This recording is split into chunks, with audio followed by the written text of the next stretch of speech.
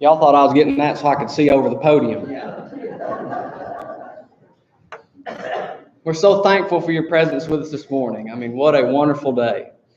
We've got so many visitors here, so many familiar faces. One I want to make special note of, Brother Joel Caudle and Sister Sarah here. Of course, no stranger to this congregation here. I feel like I'm Timothy and he's Paul, but I always want to make note of him and just feel very thankful for him. But we're thankful for all of your presence. Glad you're here to worship together with us this morning. Do want to remind you of our fellowship meal that we'll have right over here in the other building across the way. You're all invited. It'll be a wonderful time of fellowship then. Brother John Miller, here with us today, and Lord willing, planning to be here with us through Wednesday night. Of course, we'll have one more service today after this one is completed at 1:30 this afternoon, and then Monday through Wednesday at 7 o'clock. Lord willing, he'll be here to preach the gospel. I want to say just a few things about Brother John. Of course, he has his wife, Patty, here with him this morning. They have been married, I believe next month will be 55 years. 55 years, and how wonderful.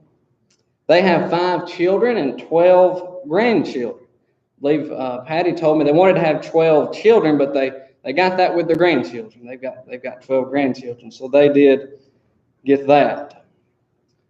Brother John's been preaching for the Alisana Church of Christ for 6 years in College Grove, Tennessee.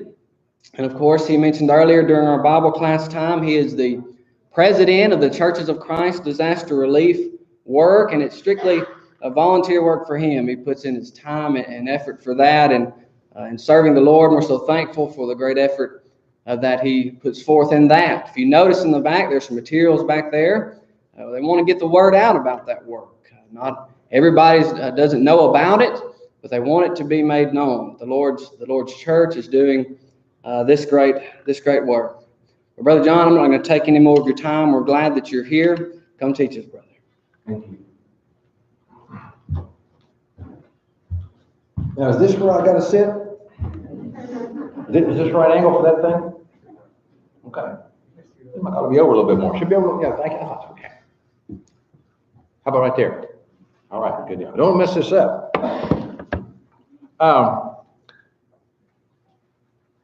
Let me mention some things that I'd like for you to look at on the table in the back. There are a number of printed things, but there's also some other little goodies that we'd love for you to have. One of them is a pretty nice pen, and it has an address on it where you can send your check. There's also a pretty nice little floodlight, and there's an address on it where you can send your check. And there's also a pink sheet like this, and it shows what we've done so far this year.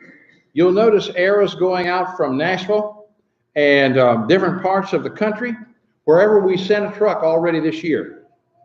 You'll find down at the bottom the totals per state where it's already gone, and the grand total for this year thus far was 2.6 on its way up.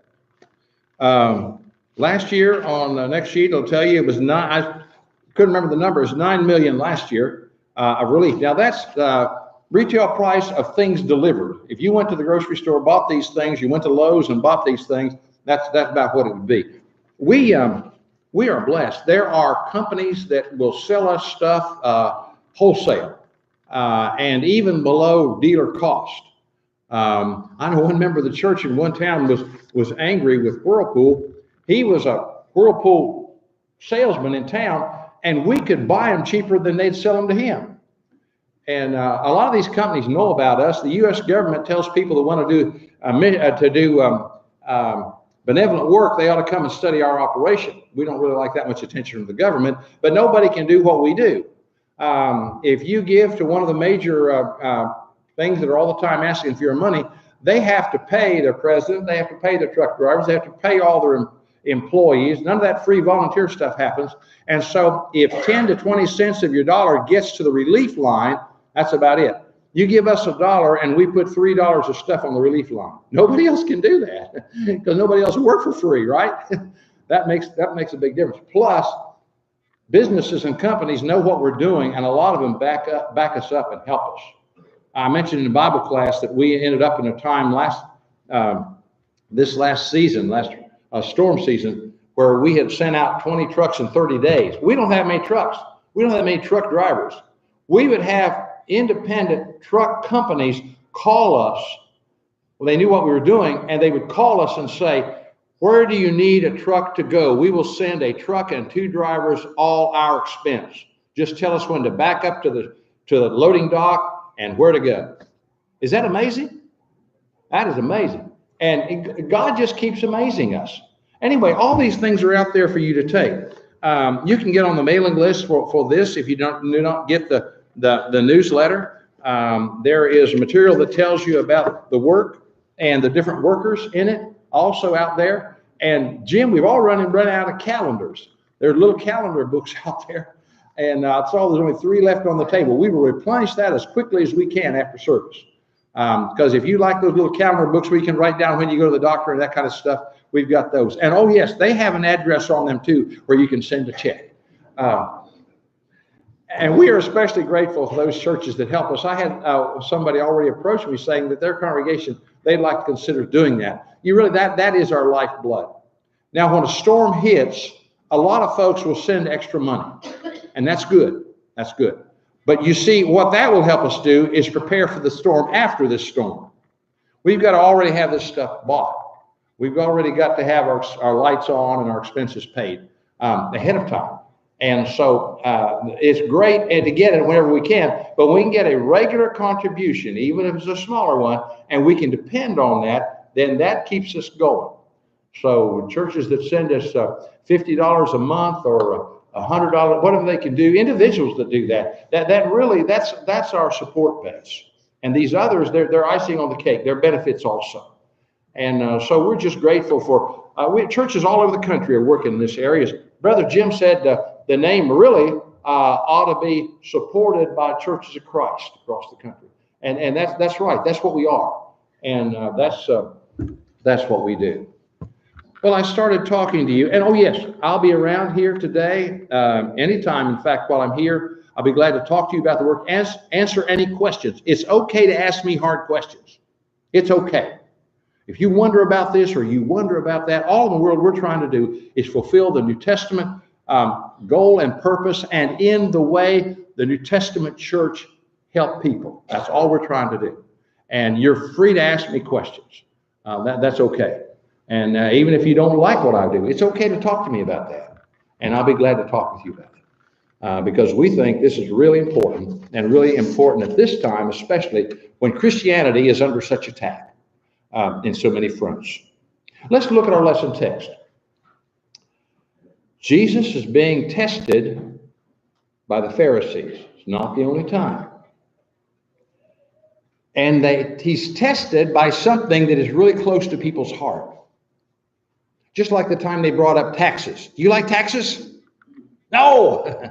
So he tried to get a fight going. They tried to get a fight going to try to destroy Jesus' popularity with taxes. This time, they try to destroy his popularity by asking him about divorce. That's kind of one of those subjects you just, it's a dangerous subject, But I'm going to talk about it because I'm not going to be here next Sunday. Ben, you got to worry about it, okay? I just want to talk about what Jesus said about it, okay? That's all I want to say. It's what Jesus said. That's all I have a right to say. Okay, so they ask him, is it lawful for a man to divorce his wife for any reason? It's a loaded question. You know why? In their day, they had 2 different schools of thought. One of them thought like Jesus did, and the other one was, well, you can divorce your wife for any. If she burned to toast, you can divorce your wife. Guess what? That's the way it is today in America. You don't even have to have a reason. Called no-fault divorce. We had a daughter-in-law decide to divorce her husband because she wasn't comfortable in the relationship. It was a blended marriage. He'd already married a woman that divorced him, that left him for another guy. He married this girl. They've had a child together. And she went to the judge, and the judge said, why are you getting this divorce? She said, well, I'm uncomfortable. What she had was a blended family. Now, anytime you bring two families together from different backgrounds, and these kids, they don't plan to be together, they don't want to be together, and you're forcing them together. There had been two 16-year-old boys brought into the same house.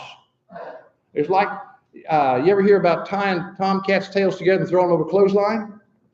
That's kind of what it's like. I'm sorry, I wish I didn't have to tell you this, but it's the way it is. The Brady Bunch doesn't really happen very much. It takes a whole lot of hard work. Can be done, but with a great deal of work and scars. It can't happen. But anyway, she wasn't comfortable. They had a child also that by that time was 6. And I was so proud of the judge when she said she's getting divorced because she was uncomfortable. She says, lady, that's not a reason for a divorce. But the law, of course, allowed it, and the divorce took place. Well, here it is. Jesus says, just read the Bible. If you want to know what God says, I know you may not like the answer, but I don't like a lot of God's answers. But that's still the answer, and it's going to be the answer on Judgment Day, and I got to accept it. I got to adjust to it because heaven and hell is at stake, and I really would like to go to heaven. So I want to please God. He said, have you not read that he who made them in the beginning made them male and female? Uh-oh, we're already in trouble. We're already in trouble. I heard a joke. It's not even funny anymore. I heard a joke a few years ago. These kids were bringing show and tell items to school, little kindergartners. And one of them brought a kitty. And he was showing off his little kitten he'd gotten. And somebody asked it, is it a boy or a girl? And before he could answer with a I don't know, someone said, let's vote on it. That used to be funny. It's not funny. Are you male or female? Patty had her sister email her something the other day. If you have any question, look in your underwear. It's pretty plain. It's pretty plain what God made you. Self-hatred is a very serious thing. The suicide rate among folks who can't figure out what they are or try to switch back and forth is high. I never dreamed I would be in a time in America when this would be an issue. I don't know if you've heard or not, Friday, the House of Representatives, with its Democratic majority, voted for the Equality Act. It sounds harmless enough. It's kind of like the Affordable Care Act, though.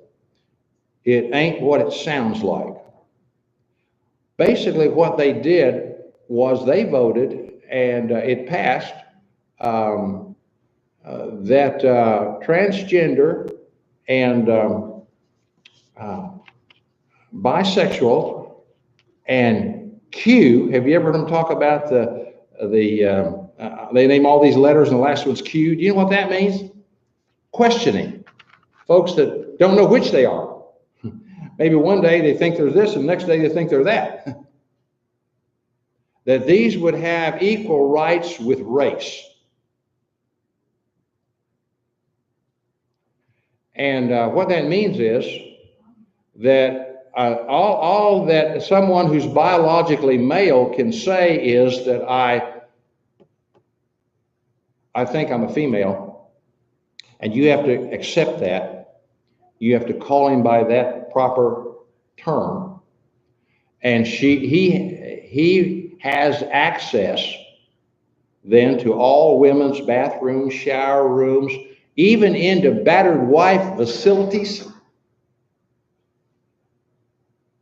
And churches are not exempt. I think it was probably 20 years ago, I heard F. LaGard Smith say that persecution will come to the church through the gay rights agenda. I can't believe we're here. It's sad to say, it's not a matter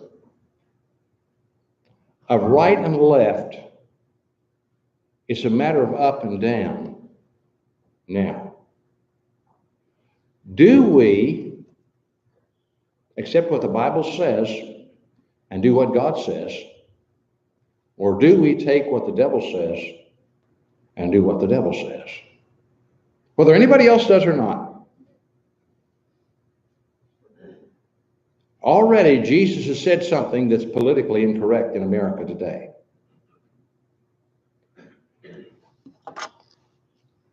But he's just getting started. That God made them from the beginning. He made them male and female. And now number 2, and said, for this reason, a man shall leave his father and his mother. Let's stop right there. Here's another problem. Here's 2 young folks. She's grown up in her family. He has grown up in his family. Now there's going to be a severing of the families. There's going to be a departure from that former way of living with mom and dad to a new relationship. Is that simple? Is that easy? It may be hard for you to believe, Ben, but I can remember 55 years ago. I may not remember what happened yesterday. I remember 55 years ago. And I remember Patty and I, as we went on our honeymoon, that she said, I keep fearing you're about to take me home. No, you don't feel married for a while, do you? In fact, this matter of leaving is absolutely essential to the next item. And that is one of the reasons we're having about a 50% divorce rate in America. And folks, they've said for lots and lots of years that if you ask them, well, are you a Christian? That doesn't change the rate. Well, there have been some other surveys made. Not everybody who says they're a Christian really lives like a Christian. There were some folks in Laodicea that only were kind of lukewarm. Guess what? That happens still today, doesn't it? They learned to ask some other questions in some of their surveying. Did you go to church last Sunday? Whoa! Oh, did that ever drop the total of people who said they were Christians? That brought it way down. I mean, it wasn't no 50% of that group that went to church last Sunday that got a divorce. Now, there was still a percentage. I think it dropped it to somewhere around 30. Maybe. So then they ask another question. Are you active in the church? That brought it down even a little bit more. And then they ask another question. Do you pray together every day? Whoa, that brought it way on down. And finally, they ask another question. Did both of you fulfill the biblical requirement to remain sexually pure to your marriage and then continued faithful to one another to this point in time? Do you know what the divorce rate was when they asked that question? Between 1% and 2%. You see, God's way really works. But now, not only do you have to leave mom and dad behind, you have to leave the single life behind. Folks aren't willing to do that.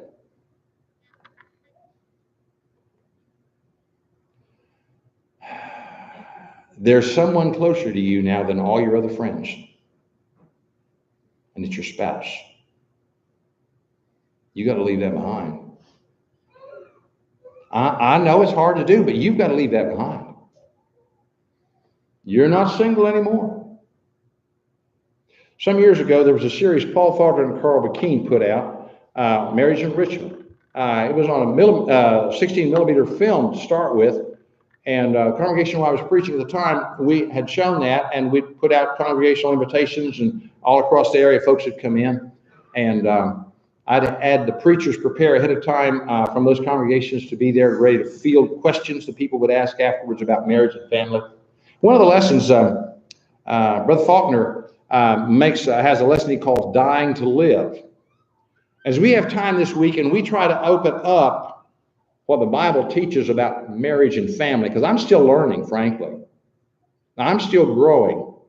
Patty and I commit ourselves every year to go and take some marriage enrichment, some marriage training somewhere. Paul Faulkner and Carl McKean said they did that. I heard that many, many years ago. And here these guys are marriage counselors and professors in our Christian school, and they're doing that. Listen. You don't know how good marriage can get. It can just get better and better and better and better, and you can have more fun and more fun together. It just can't get as good as it can get. You just keep working on it, and you'll keep growing. You'll keep growing in the grace and the knowledge of our Lord Jesus. I learned stuff this year I never thought about before. I hope before it's over, I'm going to preach some of it to you. But your Christianity, one of the big things I learned is that you've got to live your Christianity at home first. The first person you need to get rid of all resentment to is towards your spouse. The next thing you need to do is you need to forgive them just like you have to forgive everybody else. You got to really live you got to practice the golden rule at home with each other. And quit acting like you're just brother and sister peers or something like that and you're fighting over the same piece of apple pie. You got to quit that. And that's part of leaving too, by the way. Paul Faulkner, in his lesson, he pointed out you have to die to self. Selfishness is the biggest problem in our marriages. I'm not as happy as I thought I would be. Well, get real, folks. You probably won't ever. Jesus didn't say he wanted you happy. I've heard people say that. I need to get divorced because I'm not happy and God wants me happy. No, he doesn't. You can't find a scripture where God says, be happy. But he says, be faithful. Years ago, Brother Barrett Baxter taught me something that I have never forgotten. He says, happiness is like trying to catch a butterfly. You can't do it. But if you'll sit down and become occupied in what you can do, one's have to come sit on your shoulder. That's how happiness comes to you. It doesn't come because the other person makes you happy. They can't make you happy or mad. You do that. And we've got our expectations so far out of line. Hollywood has messed us up so bad that we just think, well, I should be fulfilled. Hey, get to work and you'll be fulfilled. Do the right thing and you'll feel good about it. And that builds your self-image. Do the right thing whether anybody else does or not. That's not even the issue. Whether your spouse does their half, that's not even important. What's important is you do. Would Jesus quit doing his part if you quit doing your part? Well, you're supposed to bring Christianity home, see? You've got to leave that selfish, worldly attitude behind. It's time to grow up.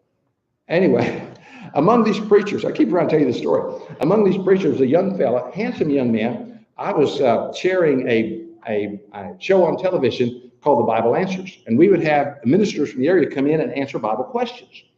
And this one young man, he was a handsome young man, straight out of Freed-Hardeman, great Christian man, but he wasn't married. And every grandma in the country is trying to get the granddaughter hooked up with him. Anyway, Grady and I had been making one of these TV tapes, and we were walking back the cars, and he says, John, I figured out why I never got married. I said, why is that, Grady? He said, I've never found a woman yet I want to die for. I said, well, don't marry until you do, because you're going to say, she's killing me. Marriage is about adjustment. And you've got to do the leaving before you ever do the cleaving.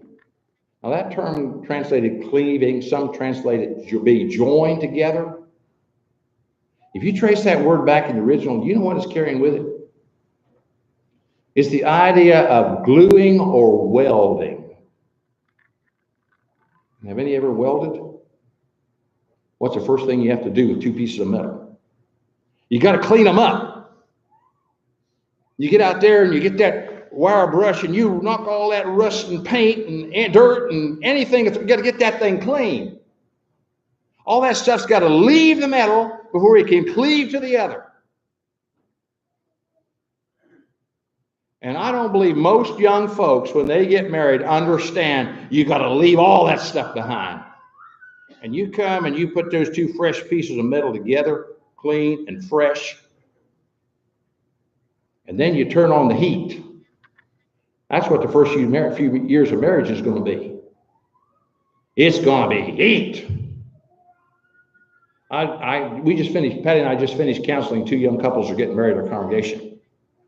And it's kind of useless work. It's kind of like trying to teach preacher boys how to preach who've never preached. After you get out there and get a few bruises, now come back. Now you can learn to preach. And that's what we do. We said, we're trying to make a relationship with you so when the heat starts, you have somebody to come and talk to about it. Because, hey, there's been heat in my marriage. Patty says she'd left me a long time ago. She had anywhere to go. But, you know, we hung on through those years. And now we're welded just like that. And you can't get that woman away from me. You can't get me away from her. I mean, it don't matter what you offer me. I'm not interested. Because we're welded. We're welded. One of the most painful things and beautiful things to see was to see my uncle at the funeral yesterday. I told the Bible school class about the relationship I had with this man and his wife. She was almost a second mother to me, and him a second father. Well, I was in Lipscomb. They honed me and trained me and mentored me and have blessed me all my life. And one of the members told my wife, Sam is awful weepy these days. Yeah. It's like breaking that piece that has become one, not two, one, and two.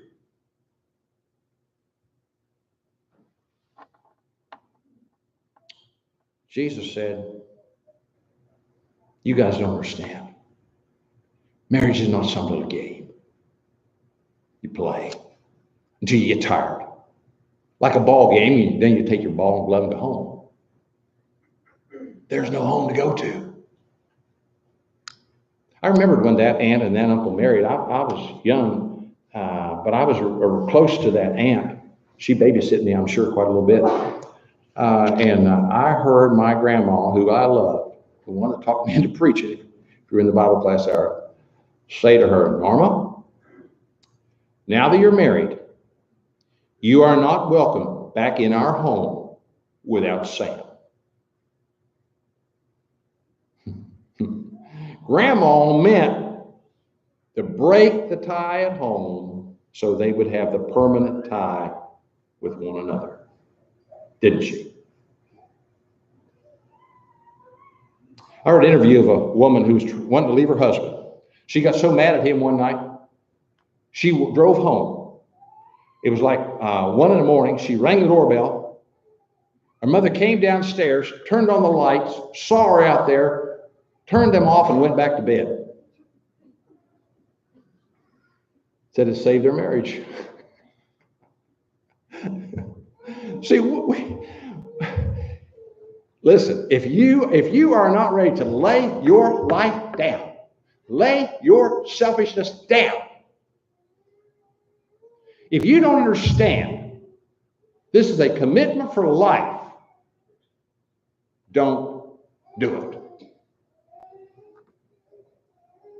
But if you have, you're in. Now, make it work. A good preacher buddy of mine has this saying, any two people who love the Lord, now that's the issue, you see.